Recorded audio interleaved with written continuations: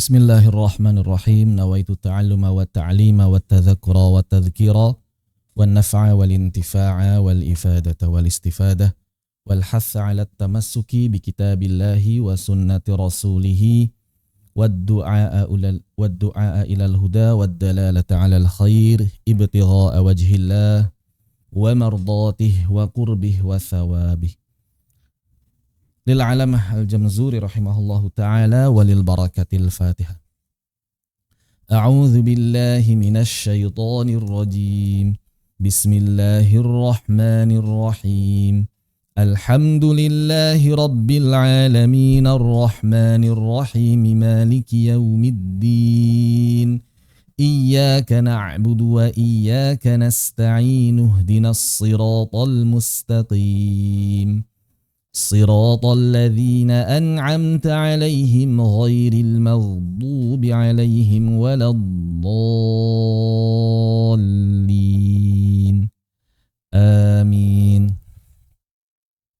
إن الحمد لله نحمده ونستعينه ونستغفره ونعوذ بالله من شرور أنفسنا وسيئات أعمالنا من يهده الله فهو المهتد ومن يضلل فلن تجد له وليا مرشدا.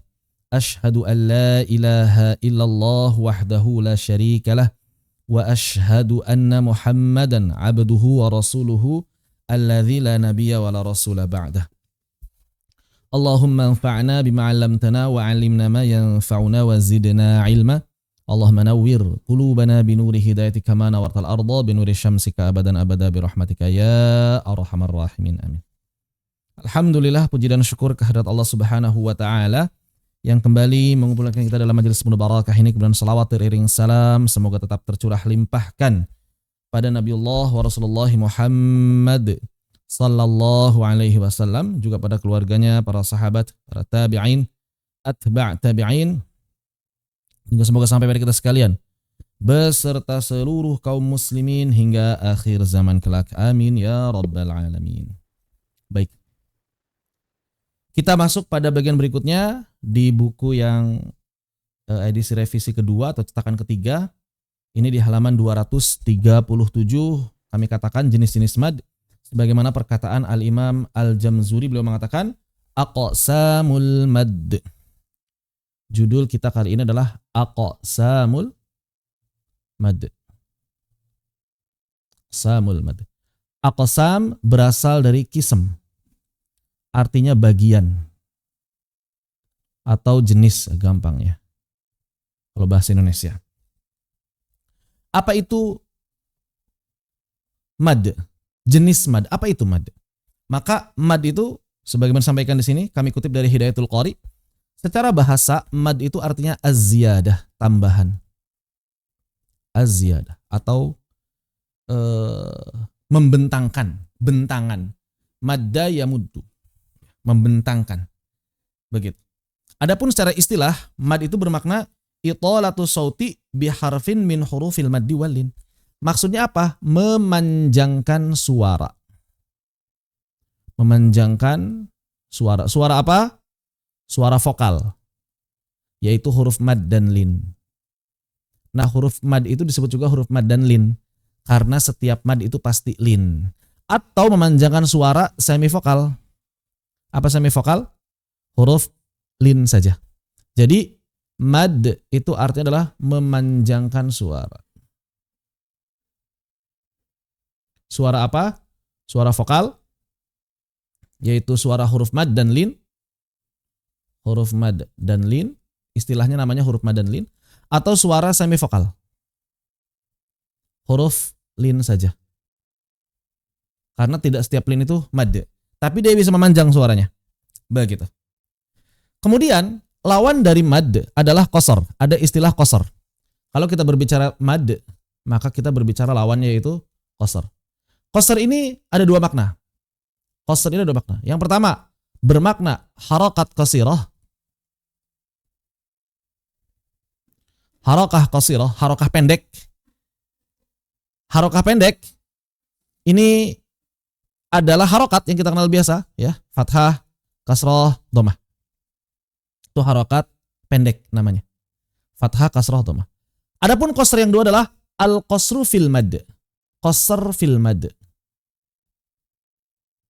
Pendek dalam mad. Apa maksudnya pendek dalam mad? Itsbatu harfil maddi faqat wa harfil lini wahdah min ghairi ziyadatin.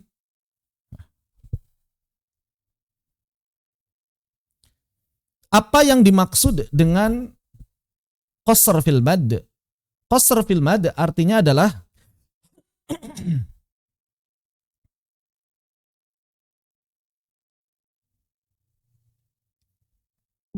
hilang saya. Baik. Al-qasru fil mad artinya adalah memanjangkan suara dengan hanya menetapkan huruf madnya saja. Dengan hanya menetapkan huruf madnya saja tanpa menambahnya. Sebentar ya.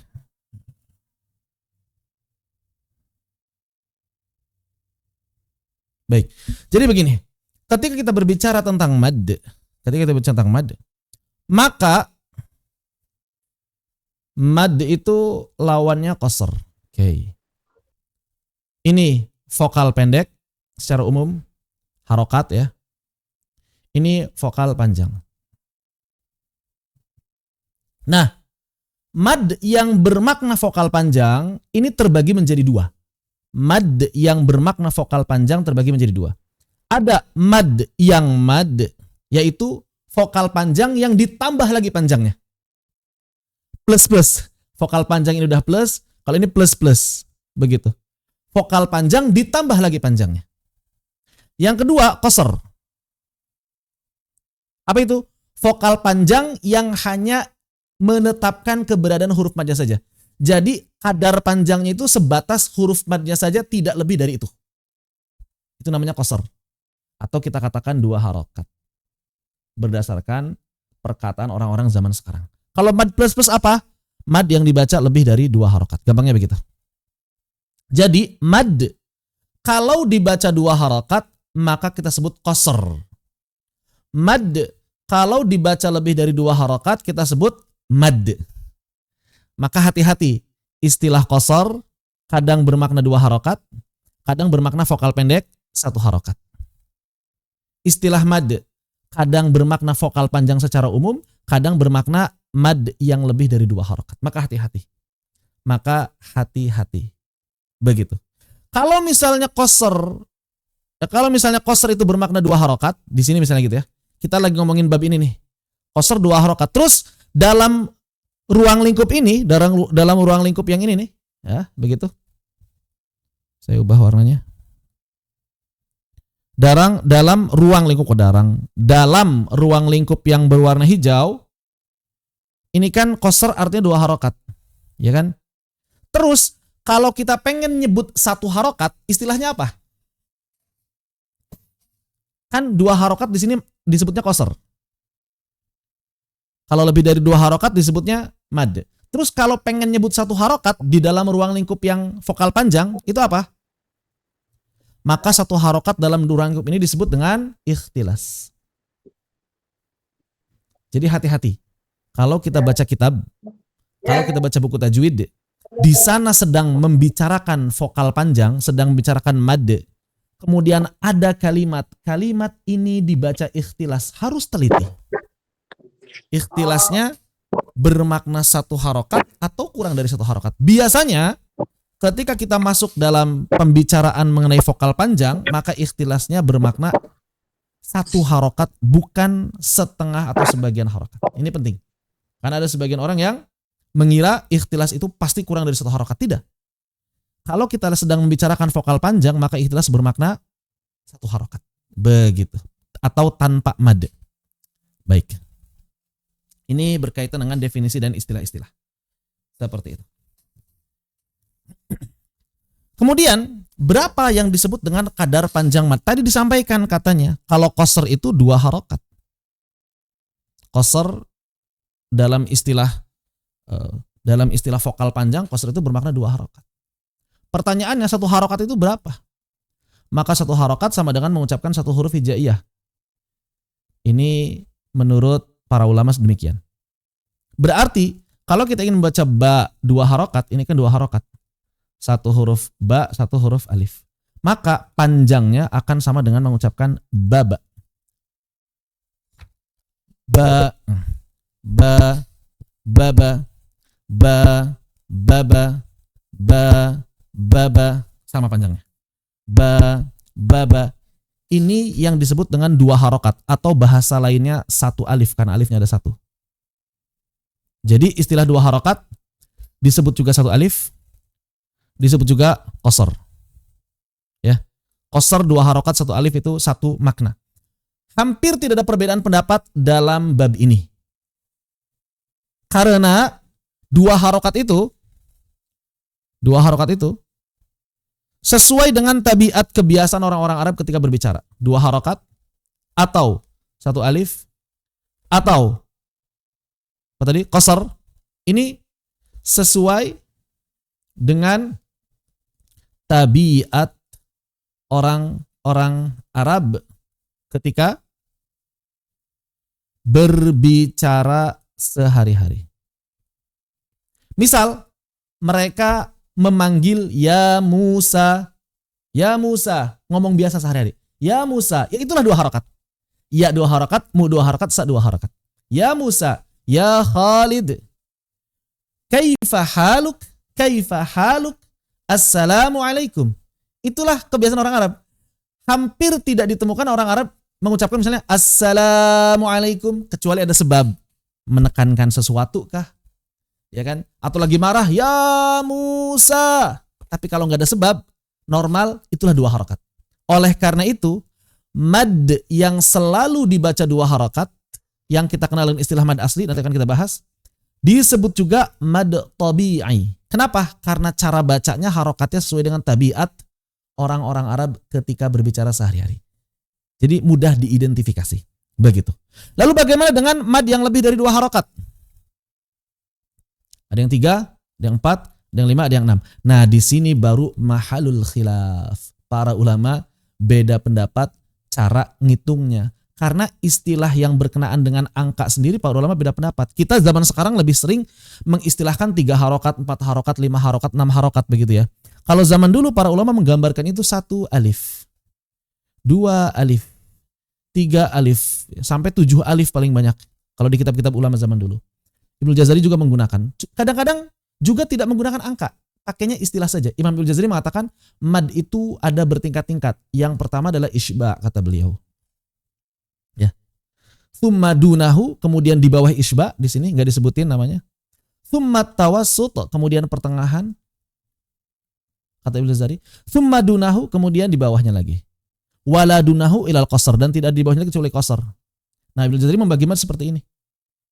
Jadi mad itu isba, di bawahnya isba, tawasud di bawahnya tawasud, dan setelah itu tidak ada kecuali qasar.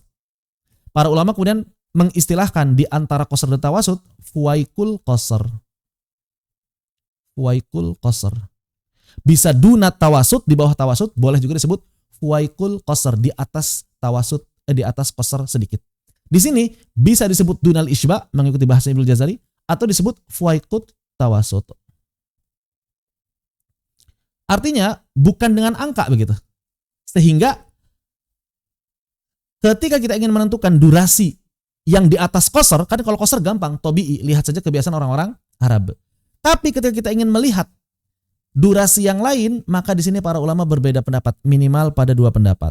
Walaupun rinciannya banyak. Pendapat pertama, misalnya Syekh Aiman Suwaid berpendapat bahwa kalau 2 sama dengan 2 huruf, kalau 2 harokat sama dengan 2 huruf, maka berarti 4 harokat sama dengan 4 huruf. 6 harokat sama dengan 6 huruf. Ini pendapat Syekh Aiman Suwaid. Matematis banget gitu ya. Kata beliau begitu. Makanya beliau sering mencontohkan 6 harokat sama dengan mengucapkan ya Musa. Ya 2, ya kan? Ya Musa, ya 2, mu 2, sa 2. Berarti kalau tambahin 6, inilah 6 harokat. Versi Syekh Aiman Suwaid. Itu yang beliau jelaskan baik dalam kitab-kitabnya maupun di dalam ceramah dan daurah-daurahnya yang bisa kita simak di YouTube. Begitu. Ulama yang lain berpendapat selain Syekh Aiman, ya, yang tidak sependapat dengan Syekh Aiman mengatakan bahwa seluruh durasi mad itu miqdariyan, takdiriyan. Miqdar, takdiri. Apa itu takdiri? Perkiraan. Bahkan yang 2 harokat itu perkiraan disesuaikan dengan tabiat kebiasaan orang-orang Arab. Sehingga kalau lebih sedikit, kurang sedikit masih dimaafkan.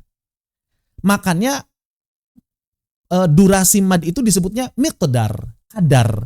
Itu berasal dari kata takdir, diperkirakan. Diukurnya itu perkiraan bukan tahdidian. Istilahnya kalau pasti angka itu tahdidi. Tapi kalau kita lihat kitab-kitab ulama zaman dulu jarang tahdidi, angka bukan pakai angka yang tahdid dibatasi begitu. Mereka menggunakannya takdirian, perkiraan. Makanya Ibnu Jauzi mengatakan isba'. Apa artinya isba'? Panjang banget. Atau di bawahnya isba' ya agak panjang banget. Atau tawasud pertengahan, atau di bawahnya tawasud ya di bawah pertengahan sedikit, tapi nggak sampai qasr, di atas qasr. Makanya bahasa seperti itu. Bahasa itu bukan bahasa angka gitu. Bahasa yang menggambarkan panjang pendeknya itu dengan perkataan yang mengandalkan apa? Kemudian mengandalkan talaqi. Jadi pendapat yang yang kedua ini, kadar panjang mad itu didapatkannya melalui talaqi. Bukan pakai angka-angka. Ya. Sehingga banyak para ulama yang kurang setuju misalnya menerapkan ketukan, hitungan, itu kurang setuju. Begitu. Yang pasti yang disepakati para ulama nih, yang disepakati para ulama ya. Yang pertama tadi, qasar atau 2 harokat ini tabi'i. Ini para ulama sepakat. Yang kedua, bahwa durasi mad berbanding lurus dengan tempo bacaan. Nah, ini penting. Makanya saya sampaikan di sini di halaman 238 ada gambar yang diambil dari Syekh Mansuwaidi. Kalau misalnya kita temponya cepat, maka seakan-akan 4 harokat itu kalau temponya lambat misalnya 4 harokat itu seperti 4 kotak besar. Satu lagi ya. Jadi kalau ini 1 harokat, ini 2 harokat, ini 3 harokat, ini 4 harokat. Kalau temponya lambat, kalau temponya sedang, tempo bacaan kita sedang, maka berarti kotaknya mengecil. Begitu. Nah, 1, 2, 3, 4. Anggap sama ya. Kalau lebih cepat lagi bacaannya, maka kotaknya makin kecil lagi. Begitu. Nah, begitu. 1, 2, 3. Kurang lebih seperti itu. Jadi bacaan kita pada saat tahqiq, maka 1 harokatnya memanjang. Pada saat tadwir, 1 harokatnya memendek. Pada saat hadar, 1 harokatnya memendek. Kenapa ini mesti dibahas? Karena masih ada sebagian orang yang waham. Waham itu memahami dengan keliru. Di mana kekeliruan mereka? Mereka mengira kalau tahqiq saat baca mad asli itu jadinya 3 harokat karena lambat, kata mereka begitu. Saat hadar, saat baca mad asli yang qasr itu 1,5 harokat karena cepat. Bukan jumlah durasinya jadi berkurang, bukan istilahnya jadi berubah, bukan. Tapi 1 harokatnya yang mengecil dan membesar tergantung tempo bacaan kita. Dan kalau 1 harokatnya kita kecil ya berarti 2 harokatnya ngikutin hitungan 1 harokat itu. Kalau 1 harokatnya sedang berarti 2 harokat, 3 harokat, 4 harokat sampai 6 harokatnya ngikutin harokat itu. Begitu. Ini dari sudut pandang tempo. Ya. Adapun berapa ketuk ketika 4 harokat, berapa ketuk ketika 5 harokat, berapa ketuk ketika 6 harokat, ini yang para ulama berbeda pendapat. Adapun saya, wallahu a'lam, ya. Selama saya bertalaki, saya berusaha mengonversi hasil ajaran dari guru-guru, kemudian juga ketika saya bertalaki kepada mereka membaca, saya konversi sendiri, kemudian juga saya coba bandingkan dengan rekaman-rekaman para ahli qiraat, maka saya dapatkan ini versi hasil kesimpulan saya. Jadi kalau 4 harokat itu acuannya begini. Misalnya kata ja'a. Maka saya hitung 4, ya. Saya hitung 3, yang keempatnya sudah masuk A. Dengan kecepatan yang hitungan saya. Misal, idza jaa nasrullahi wal fath. Jadi kalau bacaan saya segitu, maka menghitungnya secepat itu atau sekadar itu. Dan bukan ja-nya 4 kali, tapi ja-nya 3 kali, yang keempatnya A. Idza jaa nasrullahi wal fath. Itu yang saya alami ketika bertalaki. Karena saya pernah bertalaki untuk semua jenis durasi mad dari 2, 3, 4, 5, 6. Jadi saya mengamalkan semua ke beberapa guru yang berbeda. Kalau 3 ya berarti jaa 3. Hasil konversi saya terhadap apa yang diajarkan guru-guru saya. Kalau 4 jaa. Kalau 5 Jaa. Kalau 6, jaa. Begitu. Sangat mungkin berbeda hasil konversi saya dengan hasil konversi para asatidzah sekalian di sini. Kenapa? Karena tergantung kecepatan baca dan tergantung kecepatan ngitung tangan. Kadang ada orang yang bacanya cepat, ngitungnya lambat. Kadang ada orang yang bacanya lambat, ngitungnya cepat. Jadi sesuaikan masing-masing dengan feeling masing-masing, dan itu akan kita dapatkan dengan seringnya bertalaki dan latihan. Feeling itu, ya, hasil konversi itu akan bisa kita dapatkan kalau kita sering bertalaki. Bahkan nggak ngitung pun pakai perasaan bisa.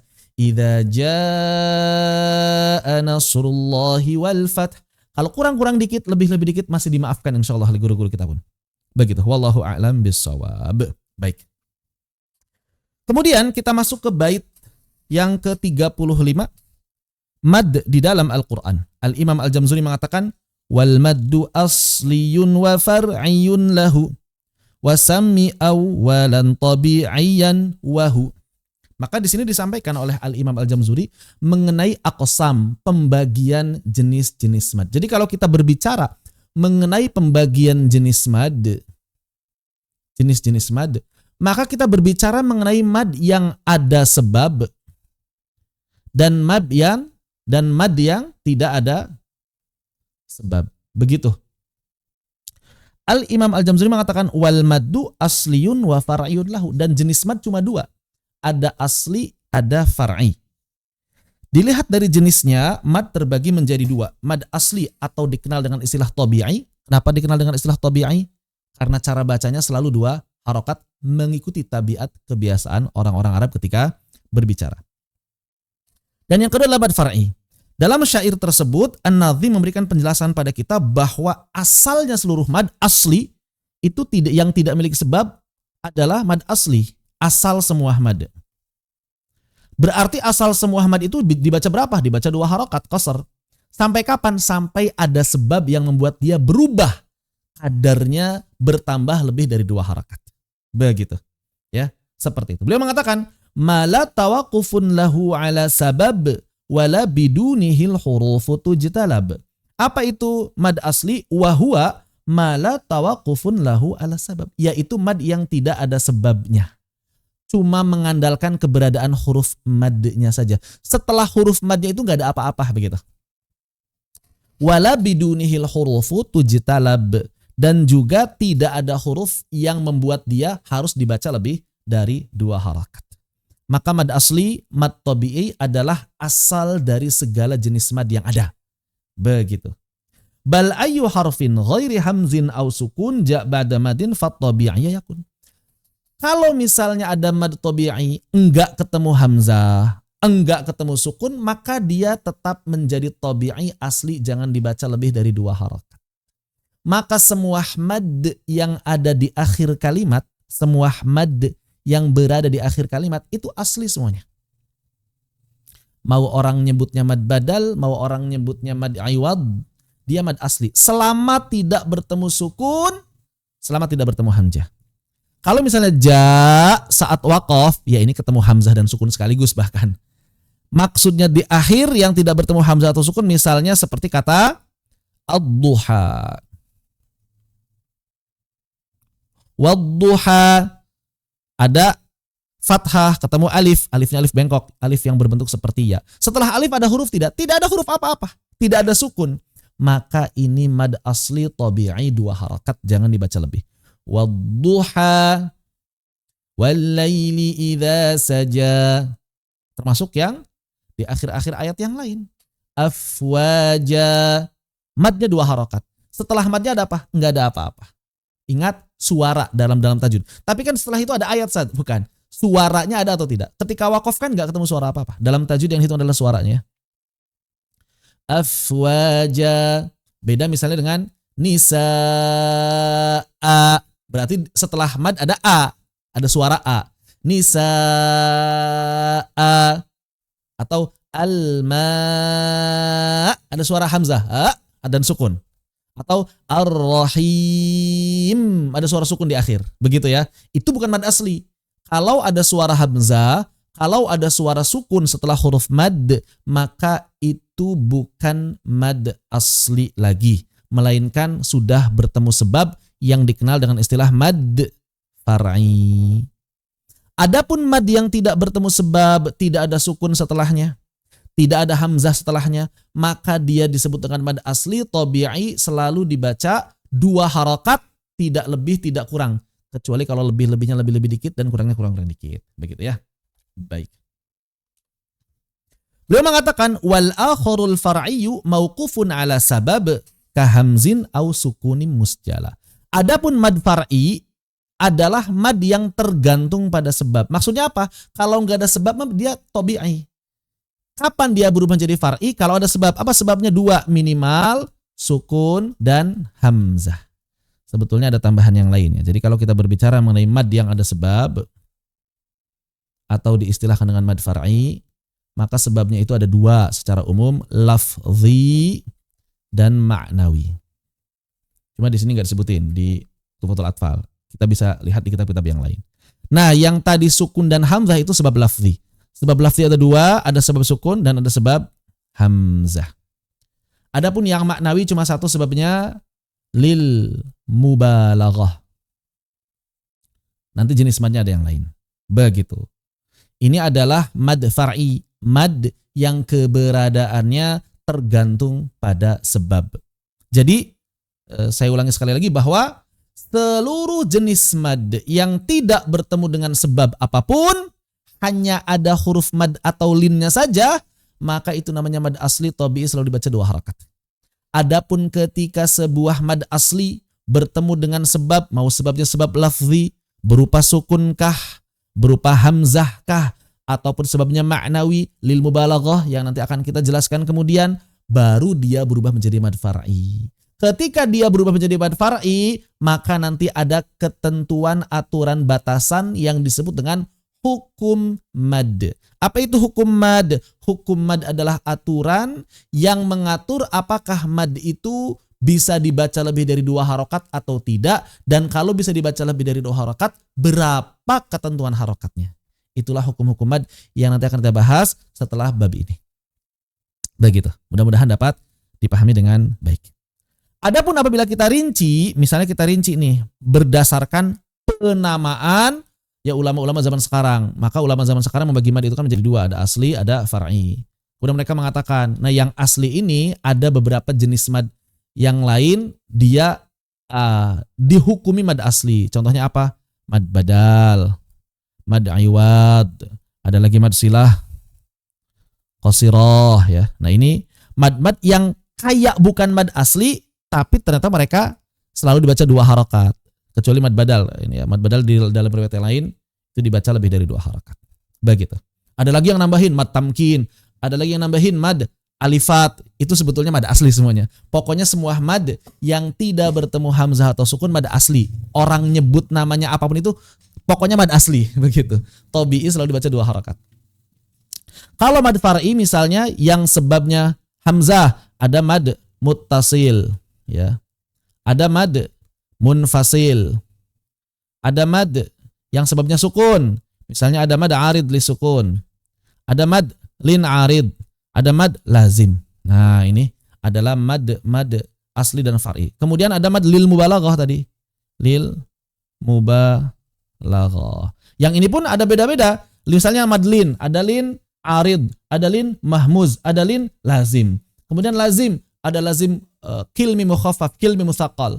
Ada lazim harfi mukhaffaf, ada harfi musaqqal. Kemudian silah tawilah satu ini. Saudaranya mad munfasil, silah tawilah. Saudara sepupunya mad munfasil ya.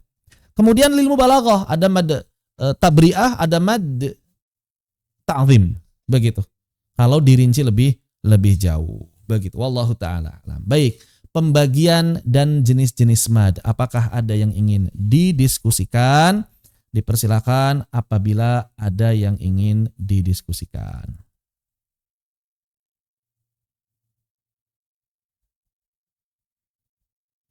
Kalau tidak ada kita lanjutkan. Baik. Kita lanjutkan ke halaman berikutnya. Al-Imam Al-Jamzuri mengatakan huruf dan syarat mad. Hurufuhu thalathatun fa'iha min lafdhi wayin wahya fi nuhiha. Beliau membicarakan kapan sebuah huruf vokal itu bisa memanjang, maka ada ketentuannya. Apa ketentuannya? Beliau mengatakan hurufuhu salasatun fa'iha. Hurufnya ada 3, maka ingat-ingatlah min lafdhi wayin, yaitu pada saat vokal bertemu wayin. Tapi nggak setiap vokal otomatis memanjang. Kenapa? Karena harus berpasangan. Apa pasangannya? Seperti kata nu, hi, ha. Begitu. Jadi beliau melanjutkan wal kasru qoblal ya, maka ya bisa memanjang kalau sebelumnya kasrah. Wa qoblal wawi dham, dan waw sukun bisa memanjang dan dhammah bisa memanjang kalau ada waw gitu ya. Bukan terbalik, tadi saya terbalik. Kasroh suaranya memanjang, vokal i suaranya memanjang kalau ketemu ya sukun. Vokal u suaranya bisa memanjang kalau ketemu waw sukun, dan vokal a fathah bisa memanjang kalau ada alif. Begitu. Walaupun dia aslinya bukan ya mad, waw aslinya bukan waw mad. Kalau alif itu cuma ada satu ya, alif cuma hanya mad doang. Tapi gara-gara wakof iya-nya berubah jadi sukun, maka otomatis dibaca mad seperti pada kata hiya. Kata hiya. Maka hiya ini iya-nya bukan ya mad sebetulnya kan? Kan beda. Kalau yang udah pernah belajar makharijul huruf, kita sudah belajar makharijul huruf. Menurut para ulama kontemporer yang dipelopori dan diprakarsai oleh Al-Imam Ibnul Jazari, antara ya mad dengan ya bukan mad itu dua huruf yang makhrajnya berbeda. Dua huruf yang berbeda. Begitu. Kita baca hiya, tapi ketika waqaf kan ya-nya otomatis berubah menjadi sukun arid. Karena waqaf, karena orang-orang Arab tidak waqaf pada harokat. Bacanya bagaimana? Secara vokal, apakah hi, ha-i-ye karena ya-nya kita anggap adalah ya konsonan, atau ha-i-i karena kita anggap ya-nya berubah menjadi mad. Maka dalam bahasa Arab ini dibaca ha-i-i, hi panjang, bukan hi-i, bukan ya. Hi, tidak ada konsonan y-nya. Kenapa? Karena konsonan y-nya sudah berubah otomatis menjadi mad. Kenapa Ustadz konsonan y-nya berubah menjadi mad? Karena dia sudah menjadi sukun dan sebelumnya kasrah. Masuk dalam syarat ini nuhiha. Begitu. Demikian pula kata huwa, misalnya kalau kita waqaf. Maka kata huwa, ini wawunya waw konsonan. Tapi ketika waqaf, dia menjadi sukun. Apakah kemudian berubah menjadi waw konsonan murni? Hu. Atau menjadi mad hu.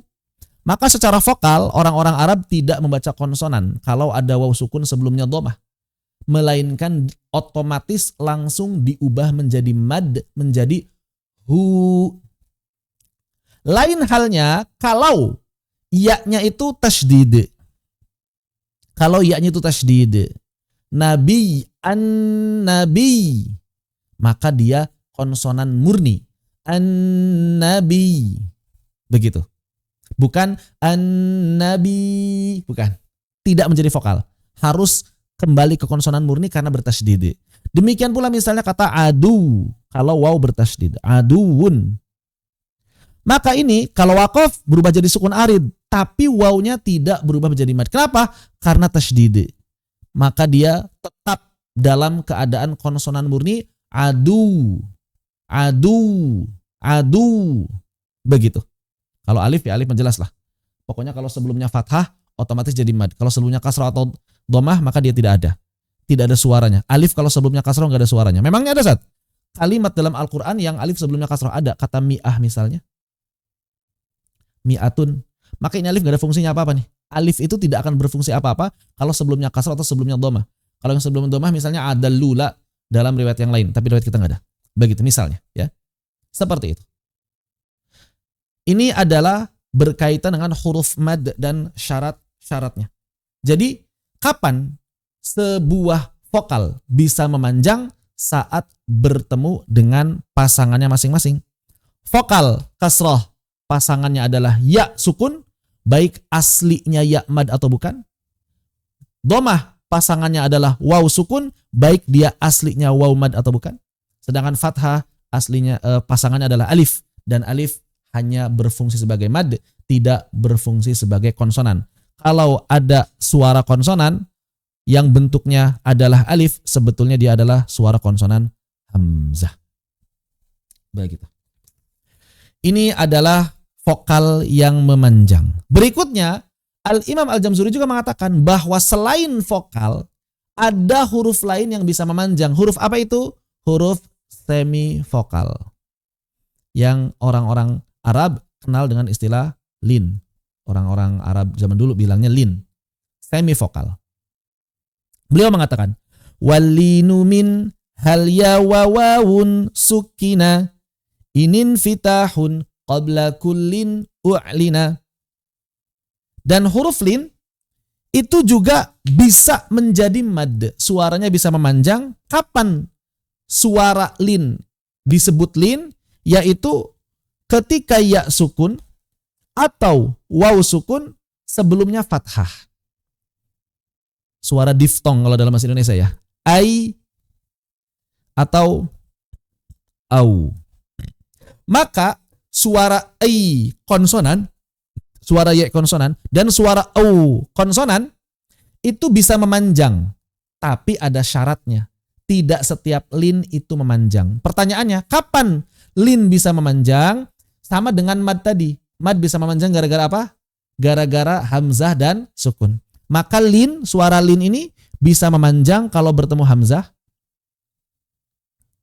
kalau ketemu sukun. Kalau ketemu hamzah misalnya syai'un. Dalam sebagian riwayat yang lain, dia boleh memanjang syai'un. Namanya lin mahmuz. Lin yang bertemu hamzah. Tapi dalam riwayat kita, lin mahmuz ini tidak diamalkan. Jadi kalau lin ketemu hamzah, biasa aja. Syai'in qadir. Enggak dibaca kulli syai'in qadir. Enggak dibaca begitu. Lalu dalam riwayat kita, lin ini bisa memanjang atau semivokal ini bisa suaranya memanjang. Kapan? Saat bertemu sukun saja. Jadi lin bisa berubah memanjang menjadi mad. Maksudnya memanjang suaranya menjadi mad. Bukan si hurufnya berubah menjadi huruf vokal, bukan. Hurufnya tetap huruf konsonan ya. Catatan, hurufnya tetap konsonan. Mad di sini maksudnya memanjang suara konsonannya. Begitu, bukan menjadi huruf vokal. Kapan lin menjadi panjang suaranya? Saat bertemu sukun. Nah, mau sukunnya sukun arid atau sukunnya sukun lazim atau sukun asli. Ya, begitu. Sukun arid berarti lin arid, sukun asli berarti sukun lin asli atau lin lazim istilahnya. Sama seperti arid disukun dan juga mad lazim. Begitu. Contoh mad lin yang bertemu sukun arid. Contohnya adalah Rabba hadzal baiti. Ini kalau wasal enggak ada mad. Tapi kalau di waqaf, Rabba hadzal bait. Ingat, panjang suaranya suara konsonan. Sehingga kalau kita membaca al-bait misalnya, al-bait, maka di sini suara yang memanjangnya suara konsonan y. Bait. Bukan bait, bukan suara vokal, dia suara konsonan, semivokal, lin. Jangan dibaca bait, bukan. Karena enggak berubah jadi huruf vokal.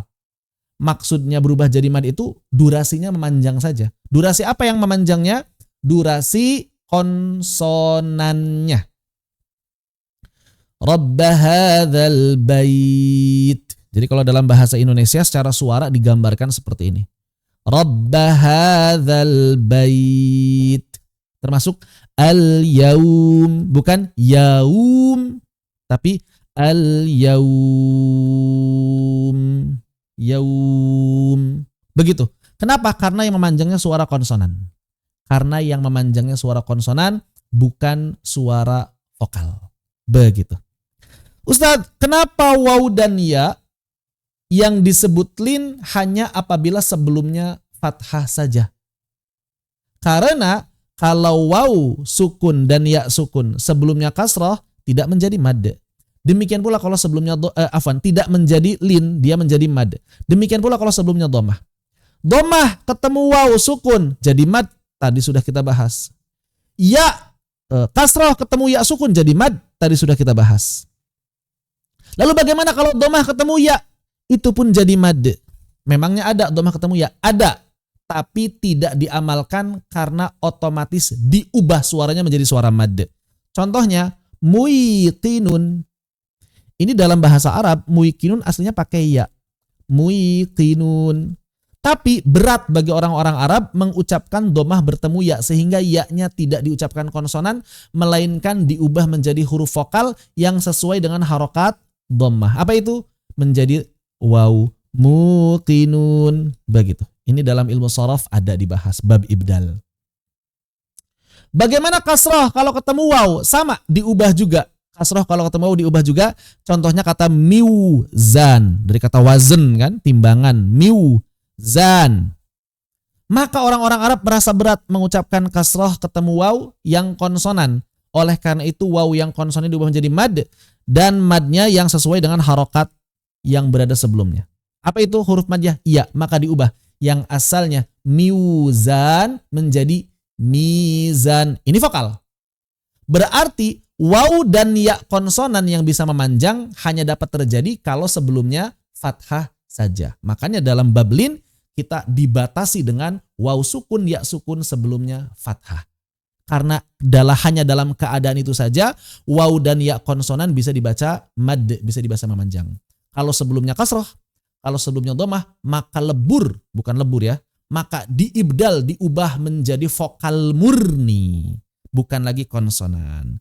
Begitu, wallahu a'lam.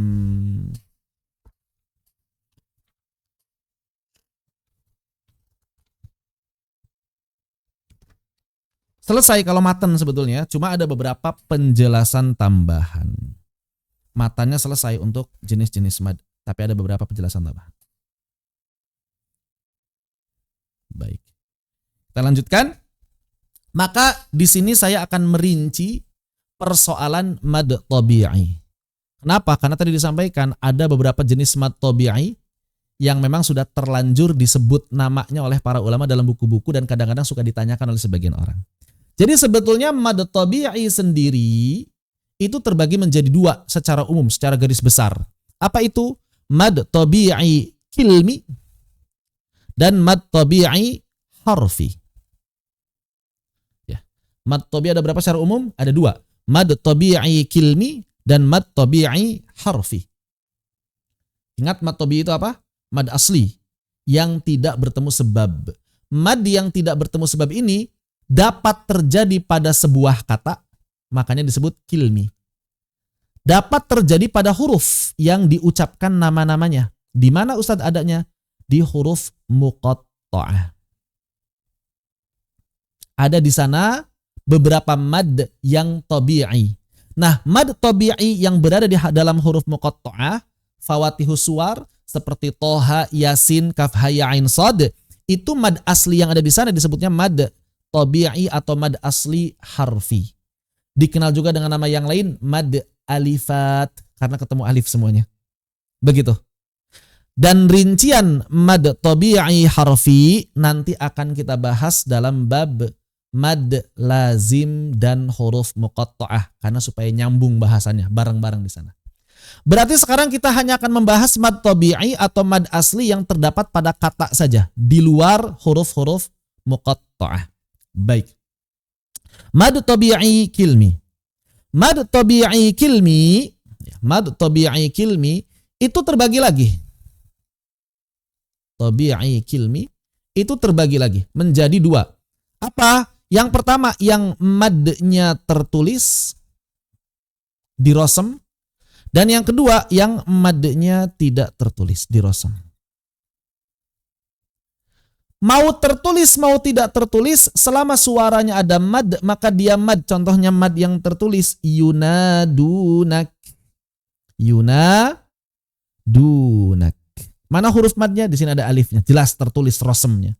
Dunak ada wawunya, jelas tertulis rosemnya. Fasayak fikahumullah. Fika atau ya Musa yang atau nuhiha. Nuhiha itu kan tertulis semuanya. Begitu. Ada yang tidak tertulis. Contoh yang paling fenomenal, Maliki Yaumiddin, tidak ada tanda, bukan tidak ada tanda, tidak ada huruf madnya. Tapi kita baca panjang.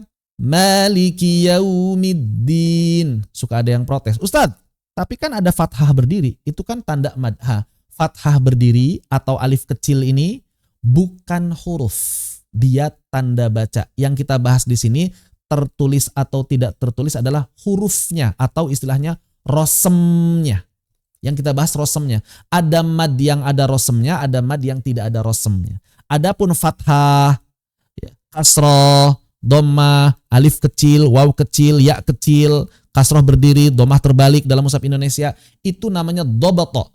Dobat, bukan rosem. Bedakan mana rosem, mana dobat. Rosem itu batang tubuh huruf. Rosem itu batang tubuh huruf tanpa tanda-tanda baca apapun. Mau dia tidak tertulis rosemnya atau tertulis rosemnya, selama suaranya suara mad, maka dihitung ada huruf maddinya. Contoh yang lain, an-nabiyina, nggak ada ya-nya dia. Ya-nya cuma satu. Atau misalnya kalau di sini di buku, wa idzal mau'udatu su'ilat, tetap terhitung sebagai mad. Berapa kadar panjangnya? Mad asli, tabi'i, mau yang tertulis mau yang tidak tertulis sama saja, selama tidak bertemu sebab maka selalu dibaca 2 harakat.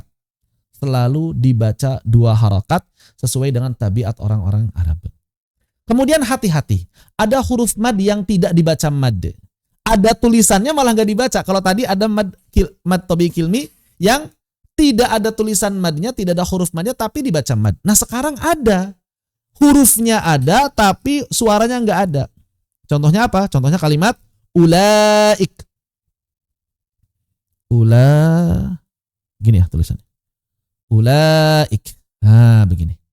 Di sini wawunya tidak memiliki fungsi suara. Tidak memiliki fungsi suara. Tuktab la tuntoko. Ustadz, kenapa orang-orang Arab kok ribet banget sih? Ada waw gak ada suaranya lah. Orang Indonesia aja ada. Contohnya tidak tahu. Kita baca apa? Ada yang baca tidak tahu di sini? Gak ada. Baca tidak tahu. Tidak tahu pasti bacanya semuanya. Jarang yang baca tidak tahu. Ini fungsinya apa? K sama H di sini. Gak ada fungsinya dia. Tidak tahu. Tidak tahu. Bakso. Ada yang baca bakso? Jarang. Rata-rata baso. Jabodetabek. Baso. Orang Sunda baso. Di Jawa K-nya diubah jadi hamzah. Bakso. Kalau di Makassar ada orang Bugis di sini diidgham ya. Baso. Begitu. Jadi yang namanya bahasa itu perubahan atau perbedaan cara tulis dengan cara pengucapan perkara yang biasa. Walaupun kalau dicari bisa jadi ada alasannya. Demikian pula kata ulaika. Kenapa kemudian ulaika ditulis dengan waw kalau tidak ada suaranya? Maka zaman dulu, seperti yang tadi saya bilang, tulisan itu beda dengan tanda baca. Dan zaman dulu nggak ada tanda baca. Jadi orang-orang nulis ulaika itu begini. Nah, udah begitu aja. Kafnya begini zaman dulu. Kalau tidak ada wawunya, maka akan samar dengan tulisan ilaika. Ilaika dengan ulaika zaman dulu sama jadinya. Maka untuk membedakannya dengan ditambahkan waw. Tapi waw ini berfungsi sebagai tulisan saja. Karena zaman dulu belum dikenal harokat. Kalau sekarang kan udah dikenal harokat, Sat. Kenapa wawnya nggak dihapus saja dari Al-Quran? Karena tata cara penulisan Al-Quran tidak boleh berubah. Rosem itu tidak boleh berubah menurut mayoritas ulama. Begitu. Maka untuk memberitahu pada pembaca Al-Quran, waw ini tidak dibaca, dikasih tanda yang namanya tanda sifar. Nah, kalau kita lihat ada tanda sifar di atas sebuah huruf, itu artinya huruf jangan dihiraukan, abaikan saja. Jadi hurufnya tidak berfungsi sama sekali kalau kita melihat namanya sifar. Apa sih sifar? Sifar itu bahasanya nol sebetulnya kalau terjemahan bebasnya. Cuma di sini maksudnya adalah lingkaran atau ya lingkaran. Tapi ingat, lingkaran di dalam mushaf, mau mushaf Indonesia, mushaf Madinah sama, ada 2. Jadi sifar di dalam mushaf, tanda sifar ada 2. Ada yang namanya sifar mustadir. Ini yang bulatnya itu bulat, lingkarannya bulat. Ada sifar mustatil, lingkarannya lonjong seperti angka 0.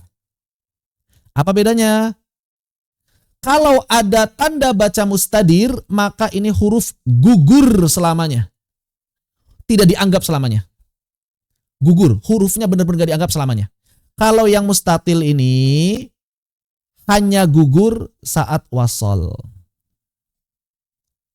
Adapun saat waqaf kembali eksis. Eksis saat waqaf, gugur saat wasol. Contohnya kata ana di dalam seluruh Al-Quran yang artinya saya. Ini pasti ada alifnya dengan sifar mustatil.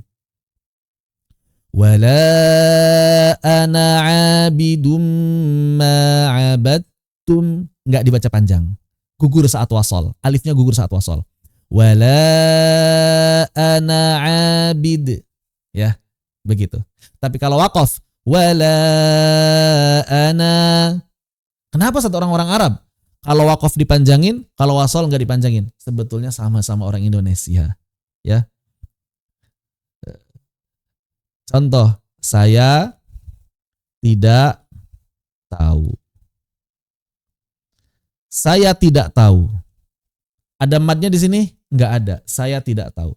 Tapi kalau kita misalnya menjawab, siapa yang tidak tahu? Saya atau saya? Pasti jawabnya panjang. Saya, ya, tanpa disadari.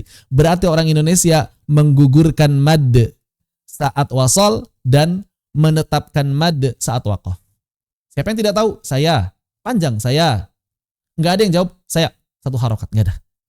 Cuma tidak disadari. Biasanya begitu ya. Jadi masalah mad segala macam, ya setiap bahasa punya kaidahnya tersendiri. Dan karena Al-Quran diturunkannya dengan bahasa Arab, ya kita ngikutin kaidah orang-orang Arab gitu. Cuma kadang-kadang ada aja orang yang protes, ribet. Padahal kalau misalnya mau ribet, lebih ribet bahasa Inggris. Coba gimana ceritanya? ONE dibaca one kan? TWO dibaca two. THREE dibaca three. Lebih ribet sebetulnya. Tapi nggak ada yang protes ketika belajar bahasa Inggris itu. Pak Tutor, Bu Guru, kenapa ini one dibaca one, tuo dibaca tu? Nggak ada yang protes. Giliran belajar Iqra banyak protesnya gitu. Ini hati-hati ya. Khawatirnya setan itu, bisikan-bisikan setan. Demikian pula ada huruf alif yang diberi tanda silah. Ini namanya hamzah wasal, tapi tanda silah ini tidak ada pada mushaf Indonesia, dia hanya ada pada mushaf Madinah. Mushaf Indonesia nggak ada. Tanda silah itu apa? Dia adalah menggambarkan hamzah wasal. Hamzah wasal itu apa? Hamzah yang ditambahkan di awal kata. Dibaca saat di awal sebagai hamzah, tapi kalau di tengah tidak dibaca. Contoh, kalau di buku saya tuliskan tsummastawa. Tsumma istawa. Maka hamzah wasal ini, kalau tsumma-nya nggak dibaca, kita baca dari hamzah, maka baca istawa, hamzahnya bunyi. Eksis saat di awal. Saat di awal. Tapi saat di tengah gugur. Tsummastawa, itu namanya hamzah wasal. Iyyaka na'budu wa iyyaka nasta'in nuhdinas. Itu ya. Nuhdina. Kenapa dibaca nuhdina? Kan itu ada ihdina. Ihdina itu kalau dibaca di awal, dia hamzah wasal. Dalam mushaf Madinah, beda hamzah wasal dengan hamzah qoto dengan tanda baca. Ini hamzah wasal, kalau hamzah qoto, kepala ain. Begitu. Kalau mad nggak ada tanda apa-apa atau ada tanda sifar. Itu bedanya mad hamzah wasal dengan hamzah qoto. Dan mohon maaf, tanpa mengurangi rasa hormat kepada lajnah, ini salah satu kelemahan mushaf Indonesia. Mushaf Indonesia tidak membedakan antara alif, hamzah wasal dengan hamzah qoto. Semuanya tandanya sama, alif aja. Nah, ini yang mungkin bisa dikritisi secara ilmiah ya. Ada yang ingin penelitian misalnya bikin makalah kemudahan mushaf Madinah dibandingkan mushaf Indonesia, dilihat dari tanda baca pembeda antara alif, hamzah wasal dan hamzah qoto misalnya begitu penelitiannya. Itu bagus. Nanti penelitian lapangan. Kita bikin tulisan dibaca sama orang-orang awam secara random. Mereka lebih mudah baca versi tulisan yang ada tanda bacanya atau enggak begitu misalnya ya. Itu bisa dilakukan observasi. Kalau hasilnya bagus, bisa jadi rekomendasi buat lajnah. Mudah-mudahan mushaf ke depannya ada tanda baca yang membedakan antara hamzah wasal dan juga hamzah qoto. Begitu wallahu a'lam. Baik. Kemudian sebagian ulama juga mengistilahkan mad tamkin. Ada namanya mad tamkin. Cuma mad tamkin ini istilah baru. Zaman dulu yang disebut mad tamkin itu bukan mad asli. Ini saya punya buku ulama zaman dulu, punyanya Al-Imam Abi Bakar Ahmad Ibni Al-Husain Ibni Mihran. Imam Ibni Mihran. Syekh Aiman Suwaid sering menyebut nama beliau, Imam Ibnu Mihran. Maka beliau di sini menyebutkan maddut tamkin di halaman ke-28. Maddut tamkin. Maddut tamkin. Ibnu Mihran ini ulama abad ketiga, abad keempat ya. Lahir 290, wafat 381. Abad ketiga, abad keempat ya, sezaman dengan berarti Imam Abu Amr lah ya, sama Imam Maki bin Abi Thalib. Maka beliau mengatakan, ya, apa mad tamkin menurut ulama zaman dulu? Maddut tamkin fa fi mithli qaulihi ta'ala ulaik wa malaikah wa qalaid sya'air basair wa amthaliha minal maddati lati taliha hamzah. Jadi kata beliau, mad tamkin itu adalah mad asli yang ketemu hamzah. Sama dengan mad muttasil. Cuma di sini beliau contohinnya fathah ketemu hamzah kasroh semua. Wallahu a'lam, apakah hanya itu yang disebut mad tamkin atau mad tamkin nama lain dari mad muttasil secara umum. Intinya, mad tamkin menurut ulama zaman dulu bukan mad asli, tapi mad muttasil, bagian dari mad muttasil. Wa innama summiya maddat tamkini, dan disebut dengan nama mad tamkin li'annahu juliba liyutamakkana bihi min tahqiqil hamzati. Karena mad ini dimunculkan itu dipanjangkan madnya agar kita bisa memperjelas suara hamzah wa ikhrajiha min makhrajiha. Jadi hamzahnya supaya dibaca dengan jelas. Begitu. Tamkin itu apa sih? Tamkin itu makkana yumakkinu, ya, tamkinan, membuat jadi kokoh, membuat jadi tetap. Maksudnya apa? Maksudnya madnya tetap tampak, hamzahnya juga harus tampak dengan hamzah tahqiq. Kenapa? Karena sebagian orang kadang baca dengan tashil. Wal qalaid. Nah, itu masalahnya. Ulaik. Nah, itu. Karena banyak orang yang keliru, maka mesti ditamkin, mesti dimenangkan, dikokohkan supaya madnya tetap jelas dan hamzahnya tetap tahqiq. Wal ikhtilafu fi qadri mithlul ikhtilafi ladzi fi maddil adl. Dan para ulama berbeda pendapat mengenai kadarnya seperti kadar mad al-adl. Apa itu mad al-adl? Mad lazim. Begitu. Wallahu a'lam bishawab. Tapi ulama kontemporer zaman sekarang enggak pakai istilah ulama zaman dulu. Jadi ada istilah yang sama tapi maknanya beda. Adapun zaman sekarang istilah mad tamkin bukan untuk mad itu. Terus istilah apa? Ada dua jenis istilah mad tamkin zaman sekarang yang terkenal. Yang pertama adalah apabila ada mad yang bertemu huruf yang serupa bentuknya dengannya. Seperti kata qalu wahum. Suara mad waw yang bertemu dengan waw konsonan. Ini yang pertama. Qalu wahum. Kenapa disebut mad tamkin? Agar kita berhati-hati jangan sampai diidghamkan. Sudah kita bahas dalam pekan yang lalu ketika membahas mithlain. Jangan dibaca qalu wahum. Berarti fi yaum masuk ya, termasuk fi yaum. Jangan dibaca fi yaum. Begitu. Mesti ditamkin, mesti dimenangkan, mesti dikokohkan suaranya. Suara madnya jelas, suara konsonan wawnya jelas. Suara madnya jelas, suara konsonan ya-nya juga jelas. Ini versi pertama dari mad tamkin yang disebutkan oleh ulama zaman sekarang. Ada lagi versi yang kedua. Disebutkan juga mad tamkin bukan yang begitu. Terus yang kayak gimana? Yaitu ketika pertemuan huruf ya kasroh, ya tasdid dengan ya mad. Seperti huyitum. Huyitum. Ada ya tasdid, ketemu ya mad. Huyitum. Apanya yang mesti ditamkin? Ya tasdidnya dan juga madnya. Jangan sampai dibaca huyitum, jangan sampai dibaca huyitum. Maka mesti ditamkin, dimenangkan, dikokohkan. An-nabiyina. Jangan sampai terbaca an-nabiyina atau an-nabiyina. Begitu. Makanya mesti ditamkin, dikokohkan. Ini sebagaimana tercatat dalam kitab-kitab ulama kontemporer. Kalau di Indonesia, mad tamkin yang terkenal yang kedua aja ya. Sebetulnya disebut mad tamkin atau tidak, ya mereka itu mad asli aja sebenarnya. Iya kan? Tabi'i. Cuma gara-gara ada orang atau ada kitab yang menyebutkan mad tamkin, kadang-kadang murid-murid kita ada yang nanya, Ustadz, mad tamkin itu apa? Oh, kita jelaskan. Kalau yang dimaksud ulama zaman dulu, mad tamkin adalah bagian dari mad wajib muttasil. Kalau yang dimaksud ulama zaman sekarang, yang disebut dengan mad tamkin salah satu dari dua ini. Begitu. Hukumnya apa? Secara hukum dia tabi'i semuanya. Ya, demikian. Ada yang tanyakan? Dipersilakan kalau ada yang tanyakan. Izin bertanya, Ustadz. Gimana? Kalau mau nanya vokal murni yang sama semi vokal tadi, Ustadz. Boleh silakan. Kalau Gimana? eh, suaranya lin itu ketika wakof berarti suara Konsonan. konsonan ya, bukan suara Betul. vokal. Bukan suara Makrotnya vokal. ya, Ustadz ya. Makhrajnya tengah lidah kalau ya, bibir kalau waw.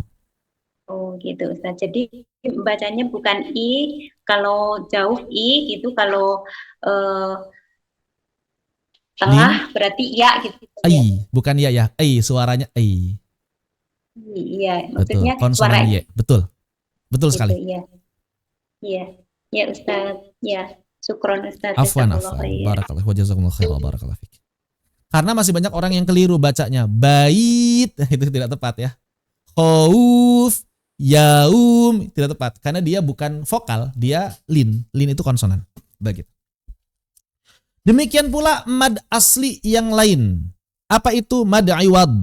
Mad iwad ini kenapa disebut iwad? Karena memang terjadinya ada ta'wid. Apa itu ta'wid? Perubahan dari tanwin atau tanwin fathah, fathah tanwin, tanwin fathah menjadi mad. Dan mad iwad tidak terjadi kecuali di akhir kalimat saja, bukan di akhir kata, di akhir kalimat. Jadi nggak mungkin saat wasol, saat wakaf. Jadi mad iwad hanya terjadi saat wakaf saja. Yang jadi acuan pada mad iwad adalah perubahan tanwin fathah. Kalau secara tulisan ada yang ada alifnya, ada yang tidak ada alifnya, sama seperti mad asli yang lain tadi. Misal nisaan. Ada tanwin tidak suaranya saat wasol? Ada. Maka saat wakaf, an diubah menjadi a secara suara. Nisa'a. Begitu. Nida'a. Kalau yang ada alifnya, syai'a. Afwaja. Semuanya berubah menjadi mad asli 2 harokat. Kenapa berubah jadi mad asli bukan mad far'i? Karena setelah suara madnya tidak bertemu suara apapun karena dia wakaf. Ini namanya mad iwad. Apa itu mad iwad? Mad yang terjadi disebabkan perubahan tanwin fathah menjadi mad ketika wakaf. Begitu. Namun, tidak setiap huruf tanwin fathah itu diubah menjadi mad. Kapan tidak diubah jadi mad? Pengecualian terjadi pada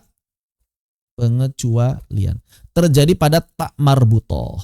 Kenapa? Karena tak marbutoh mau dia fathatain, mau dia kasrotain, mau dia dhammatain, tak marbutoh saat wakaf selalu always, nggak pernah never, selalu jadi ha. Jannatan saat wakaf jannah. Kenapa? Lagi-lagi mengikuti kebiasaan cara berbicaranya orang-orang Arab. Demikianlah orang-orang Arab mewakafkan tak marbutoh. Makanya bentuknya bentuk ha dia. Kenapa dia tak tapi bentuknya ha? Karena memang saat wakaf suaranya suara ha. Kenapa dikasih titik 2? Karena saat wasol suaranya suara tak. Begitu. Jadi ini huruf yang mengandung 2 suara. Kalau wasol jadi tak, kalau wakaf jadi ha. Begitu. Dalam bahasa Indonesia ada nggak tuh? Huruf yang kalau wakaf jadi apa, wasol jadi apa? Bisa jadi ada. Silakan dicari nanti. Begitu. Jadi tak marbutoh, kalau wasol dibaca tak, kalau wakaf selalu dibaca ha. Selalu always. Nggak pernah never. Begitu. Wasyajaratan saat wakaf. Wasyajarah. Begitu ya. Ustadz, kenapa orang-orang Arab kadang nulis alif, kadang tidak nulis alif setelah hamzah? Kata syai'a misalnya, ada alifnya. Tapi kata nisa'a, tidak ada alifnya. Ini berkaitan dengan tulisan zaman dulu. Tadi sudah disampaikan bahwa orang-orang Arab zaman dulu tidak menuliskan huruf dengan tanda baca. Titik tidak ada zaman dulu. Tanda tanwin tidak ada zaman dulu. Bahkan kepala ain, ini namanya kepala ain, huruf hamzah. Bentuk hamzah itu kepala ain. Zaman dulu nggak ada. Jadi orang kalau nulis syai'a begini, kalau nulis syai'a. Nah begini aja. Ya, begitu aja. Oh, bisa dibaca si A, saya, tergantung konteks nantinya. Orang Arab tahu sendiri gitu. Berarti orang-orang Arab zaman dulu ketika nulis nisaan begini. Nah, begitu saja. Karena kepala hamzahnya enggak ada. Inilah alasan kenapa setelah hamzah dikata nisaan enggak ada alif. Kenapa? Karena kalau kita letakkan alif malah jadi aneh. Apa bacanya ini? Orang Arab sendiri bingung. Maka ada kaidah dalam penulisan bahasa Arab, hamzah tidak diapit oleh dua alif. Hamzah tidak diapit oleh dua alif dalam satu kata. Kalau sebelumnya nggak ada alifnya, maka setelah hamzah ada alif. Kalau sebelumnya ada alifnya, maka setelah hamzah tidak boleh ada alif. Ini kaidah penulisan dalam bahasa Arab. Kenapa? Karena mengikuti tradisi penulisan yang telah terjadi selama sebelum Al-Quran turun sudah begitu. Dan sekarang ya kita tinggal mengikutinya saja. Begitu. Makanya yang jadi acuan bukan ada alif atau tidak dalam mad iwad. Sebagian orang membaca nisaan,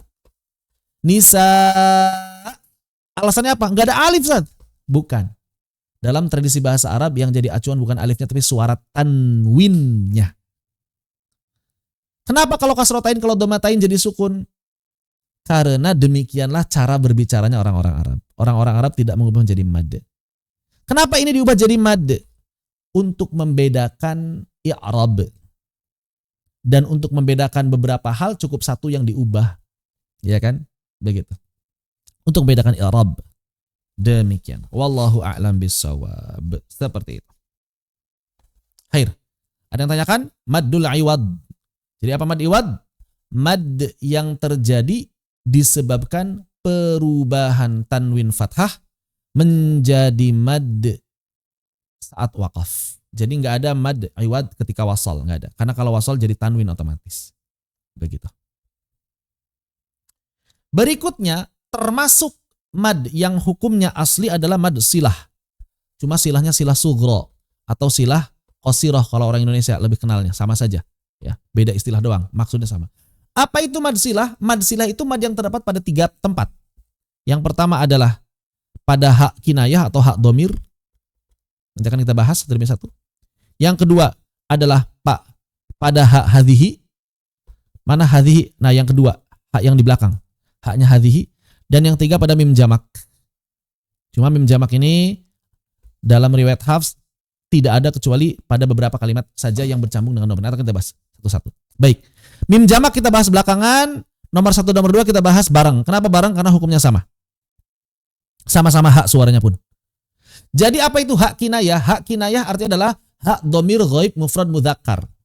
Hak, begini ya, hak yang artinya adalah dia laki-laki tunggal. Kata ganti orang ketiga laki-laki tunggal. Contoh, innahu ala raj'ihi. Innahu ala raj'ihi laqadir.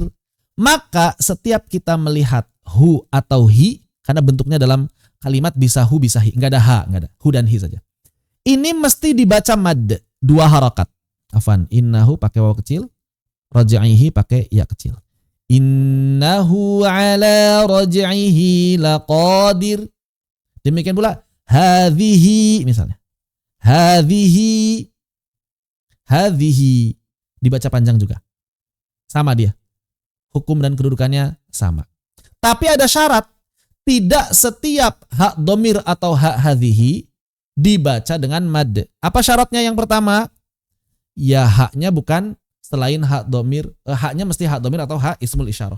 Kalau selain hak domir ya nggak bisa. Maka jangan tertipu. Ada beberapa hak yang dikira orang hak domir padahal bukan. Kemudian harus diapit 2 huruf berharokat.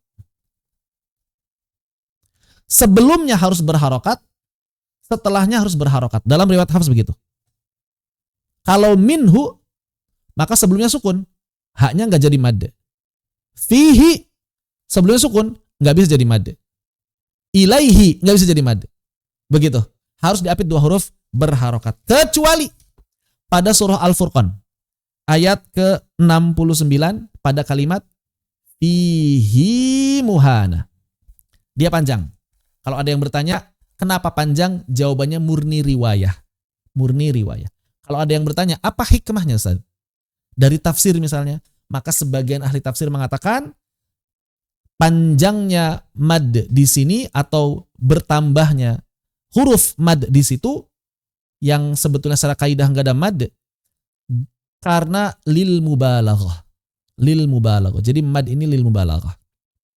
Untuk menunjukkan sesuatu yang hiperbolis, berlebihan. Mubalaghah itu berlebihan, hiperbolis.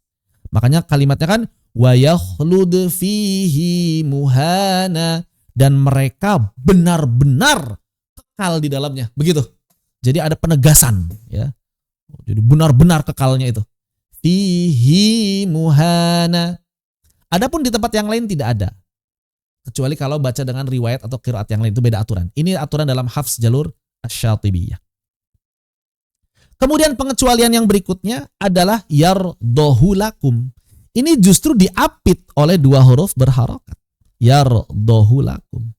Dohu lakum. Lamnya berharokat, dodnya berharokat. Tapi kok hu-nya nggak dibaca panjang. Dalam surah Az-Zumar ayat ke-7. Wa in tashkuru yardahu lakum. Apa alasannya? Lagi-lagi karena riwayat. Murni riwayat. Tidak ada alasan diroyahnya. Tapi kalau ada yang bertanya, apa hikmahnya Ustaz? Sebagian ahli tafsir mengatakan apa? Maka ada sebagian ahli tafsir yang mengatakan disebabkan cepatnya ridha Allah turun kepada orang yang bersyukur. Jadi orang yang bersyukur itu Allah langsung meridhoinya. Bukan Allah meridhoinya, tapi Allah langsung meridhoinya. Begitu kalimatnya. Yardahu lakum. Oh, langsung Allah meridhoi kalian. Wa in tashkuru, dan apabila kalian bersyukur, yardahu lakum, langsung Allah memberikan keridhaan pada kalian. Begitu ahli tafsir sebagiannya berkata demikian. Ini pengecualian yang melanggar kaidah, ya. Kaidahnya diapit dua huruf berharokat. Ini fihi malah dibaca panjang, yardahu malah enggak dibaca panjang. Dalam beberapa kitab tajwid dan qiraat di sini disebut dengan ikhtilas. Nah, ini banyak orang yang keliru. Pernah baca buku tajwid yang bilang ini ikhtilas? Tidak salah ikhtilas itu. Tapi ingat, konteksnya bukan kurang dari satu harokat seperti yang tadi di awal dijelaskan. Konteksnya adalah baca dengan satu harokat. Jadi ikhtilas dalam bab yardahu lakum artinya satu harokat, bukan sepertiga atau 2/3 harokat. Ada sebagian orang yang mengira yardahu lakum ini dibaca ikhtilas kurang dari satu harokat. Tidak, keliru. Dia salah dalam memaknai ikhtilas enggak sesuai konteksnya. Ya. Betul kalau dalam bab lahan atau dalam bab lata'manna, ya, itu yang namanya ikhtilas adalah kurang dari satu harokat. Tapi dalam bab yardahu lakum, ikhtilas itu maknanya satu harokat. Demikian pula ada beberapa kalimat Al-Quran yang dibaca sukun. Cuma gampang sih, secara tanda baca di mushaf sudah sukun. Seperti misalnya fa'alqih. Ini aslinya fa'alqihi. Fa'alqihi, ya. Kemudian berubah menjadi fa'alqih. Karena dia menunjukkan apa? Menunjukkan amr, fa'alqih. Kenapa disukunkan? Maka menurut kaidah sharaf ini ya-nya kan sukun. Aslinya kan ya-nya sukun. Fa'alqihi. Ketika ya-nya dibuang, maka haknya kan mundur ke belakang. Haknya mundur ke belakang. Nah, si haknya mundur ke belakang menempati kedudukan sukunnya ya. Maka si haknya disukunkan. Fa'alqih. Begitu menurut tinjauan ilmu sharaf. Walaupun ada juga yang baca fa'alqihu, fa'alqihi, ada. Tapi berdasarkan riwayat Hafs, maka sebabnya begitu. Sebab dibaca sukunnya itu karena perubahan sorofnya demikian. Demikian pula arjih wa akhah. Arjih. Ini aslinya adalah arjihu. Ada hamzah. Nah, lagi-lagi hamzahnya ternyata dibuang. Hamzahnya ternyata dibuang. Si haknya mundur ke belakang, maka menduduki hamzah yang disukunkan. Begitu. Maka dalam riwayat Hafs dibaca sukun arjih. Kenapa? Karena haknya menggantikan posisi hamzah yang sukun. Kalau di sini haknya mundur menggantikan posisi ya yang sukun. Tapi dalam riwayat yang lain beda-beda cara baca. Ada yang arjihu, arjihi, arjihu, arjihi, fa'alqihu, fa'alqihi, fa'alqihu, fa'alqihi, beda-beda. Dalam riwayat Hafs fa'alqih dan arjih. Begitu. Wallahu a'lam bissawab. Adapun ketika waqaf, maka mad silah selalu dibaca sukun. Jadi mad silah dibaca mad ketika syarat yang kedua apa? Syarat yang kedua berarti saat wasal saja. Makanya disebutnya mad silah. Mad yang terjadi saat wasal. Adapun saat waqaf, mau dia silah qasirah, mau dia silah tawilah selalu menjadi sukun. Apa alasannya? Lagi-lagi mengikuti kebiasaan orang-orang Arab. Dan secara rosem nggak ada huruf madnya. Contohnya misalnya maluhu wa ma kasab, maluhu wa ma kasab. Maka ini kan nggak ada huruf madnya. Ini yang kecil tanda baca.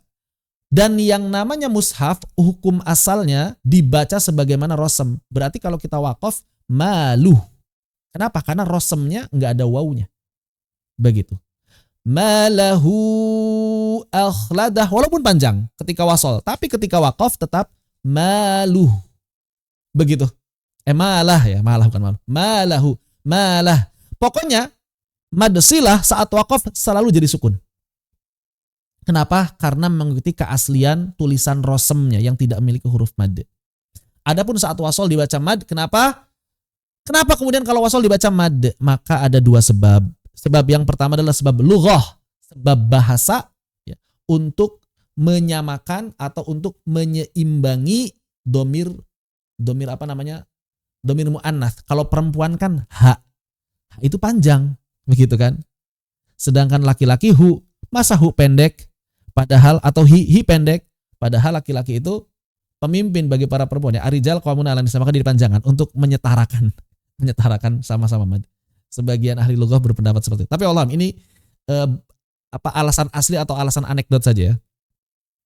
Adapun dari sudut pandang tajwid adalah menghilangkan khofaknya ha. Ini sudah kita bahas dalam bab sifat. Menghilangkan khofaknya ha. Jadi hu dan hi ini kalau tidak dipanjangkan akan samar suaranya. Maka cara menghilangkan khofaknya adalah dengan dibaca mad. Ini dari sudut pandang teori tajwidnya. Begitu wallahu a'lam bissawab. Maka kita baca innahu ala raj'ihi laqadir. Supaya orang-orang enggak salah baca maka dikasih tanda baca berupa waw kecil oleh para ahli dhabt. Raj'ihi dikasih ya kecil oleh para ahli dhabt. Tapi dalam mushaf Indonesia kita nggak akan temukan waw kecil, kita nggak akan temukan ya kecil. Terus orang mushaf Indonesia gimana? Maka para ulama Indonesia memberikan tanda baca yang berbeda mengikuti mushaf zaman dulu yang datang ke Indonesia, yaitu mushafnya mushaf Bombay. Bagaimana caranya? Di balik domahnya, di kasrohnya didirikan. Mushaf Indonesia begitu ya sistemnya. Domah dibalik dan kasroh berdiri. Ini adalah mad yang terjadi pada hak kinayah dan hak hadhihi. Disebut dengan mad silah.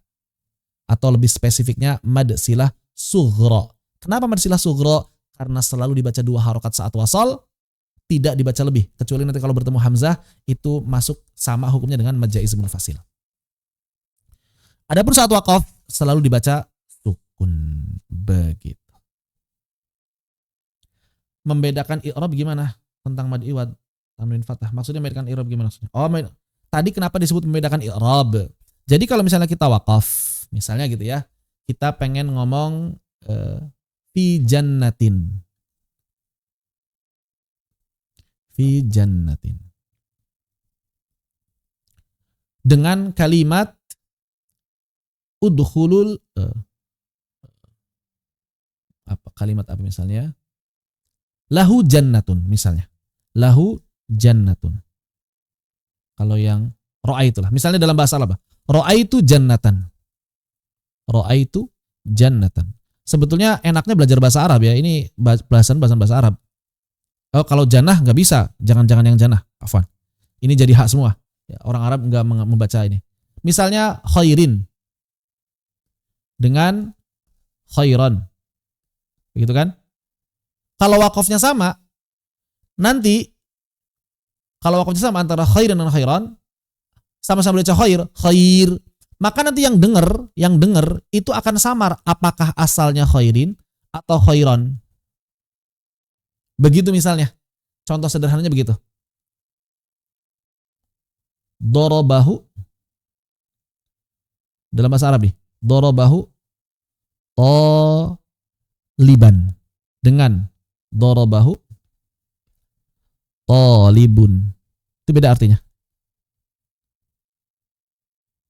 Sebagai contoh, kalau kita baca waqaf sama-sama sukun, darabahu talib. Darabahu talib. Siapa memukul siapa? Doroba artinya memukul. Pertanyaannya, siapa memukul siapa? Kalau kita katakan dorobahu taliban yang di atas, maka dia memukul si talib. Itu i'rabnya. Ketika kita ngomongnya dorobahu talib, maka orang yang dengar akan mengira seperti kalimat yang di bawah. Artinya apa kalau di bawah? Talib memukul dia. Nah itu beda kan? Itu namanya perbedaan i'rab. Talib memukul dia dengan dia memukul talib kan beda. Maka untuk membedakan i'rab harus dibedakan cara bacanya. Dorobahu taliba. Oh, dia memukul seorang siswa. Dorobahu taliba.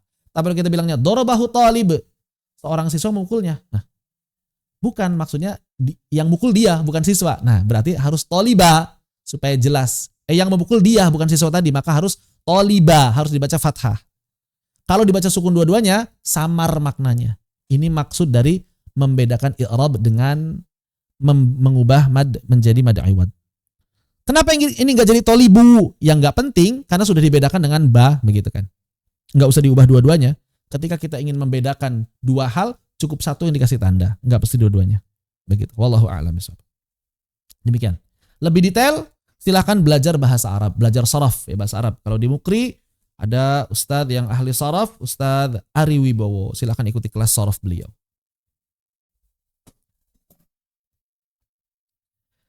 Bagian terakhir dalam mad silah artinya adalah mad silah pada mim jamak. Pada sebagian riwayat mim jamak juga dibaca silah. Istilahnya silah mim jamak. Seperti misalnya siratal ladzina an'amta 'alaihimu ghairil maghdubi 'alaihimu. Itu namanya mim jamak. Apa itu mim jamak? Mim jamak artinya adalah huruf mim yang menunjukkan kalian atau mereka. Itu namanya mim jamak. Kalian atau mereka. Bisa bentuknya itu kum atau tum atau hum atau him, hum, tum, hum, him, dan juga haum. Haum. Pakai domah, pakai waw. Haum, haum. Begini. Ini semuanya mim jamak. Bentuknya bisa kum, alaikum, kuntum, alaihim, ya. Atau kemudian lahum, itu mim jamak namanya. Pada sebagian riwayat, maka mim jamak ini dibaca dengan silah, mad. In kuntumu ta'lamun wa amanahumu min khawf. Misalnya begitu. Dalam riwayat Hafs enggak ada. Dalam riwayat Hafs semua mim jamak disukunkan kecuali saat bertemu sukun iltiqa'u sakinain dibaca dhammah. Humul muflihun. Adapun kalau tidak bertemu sukun lagi maka dibaca sukun.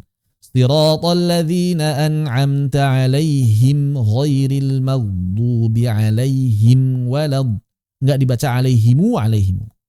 Tapi ada beberapa kalimat mim jamak yang dibaca mad. Kapan? Saat bersambung dengan kata ganti. Contoh, khalaftumuni. Nah, di sini ada mim jamak. Khalaftumuni.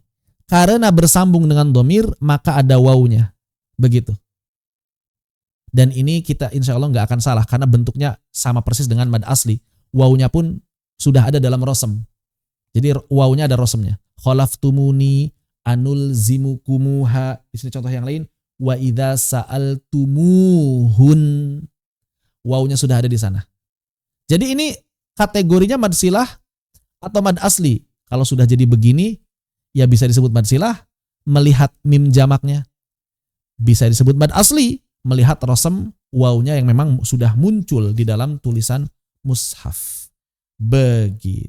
Jadi mad silah pada mim jamak, kalau tidak bersambung dengan dhamir, maka tidak ada mad. Alaihim walad.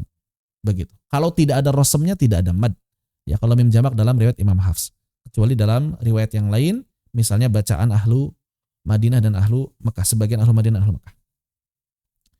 Demikian wallahu ta'ala alam, selesai jenis-jenis mad. Dalam pertemuan berikutnya insya Allah kita akan membahas hukum-hukum mad. Kayaknya nggak cukup satu pertemuan hukum-hukum mad karena banyak rincian mad far'i yang mesti dibahas. Sekarang adalah pertemuan yang ke-17, rencana kita 24 pertemuan ya. Kalau ada waktu tersisa, maka berarti sisanya akan digunakan untuk talaqi orang per orang. Begitu. Bergiliran. Demikian yang bisa disampaikan Ustaz kali ini. Apabila ada yang tanyakan, dipersilakan. Kalau tidak ada yang tanyakan, berarti kita cukupkan sampai di sini. Silakan. Jelas, walhamdulillahirabbil alamin. Kalau tidak ada yang ditanyakan, maka berarti kami cukupkan sampai di sini. Mudah-mudahan bermanfaat yang sedikit ini. Kami mohon maaf yang sebesar-besar. Kalau ada kalimat yang kurang berkenan atau yang kurang jelas, nanti bisa juga ditanyakan di grup kalau masih ada iskal. Fanaktafi bihadza walhamdulillahirabbil alamin. Allahumma shalli afdhala salatin ala asadi makhluqatika sayyidina Muhammad wa ala alihi washabihi wasallim adada ma'lumatika wa midada kalimatika kullama dzakaraka dzakirun wa ghafala an dzikrihil ghafilun. Subhanakallahumma bihamdik asyhadu an la ilaha illa anta astaghfiruka. Wassalamualaikum warahmatullahi wabarakatuh. Waalaikumsalam warahmatullahi wabarakatuh. Waalaikumsalam warahmatullahi wabarakatuh. Barakallahu fiik.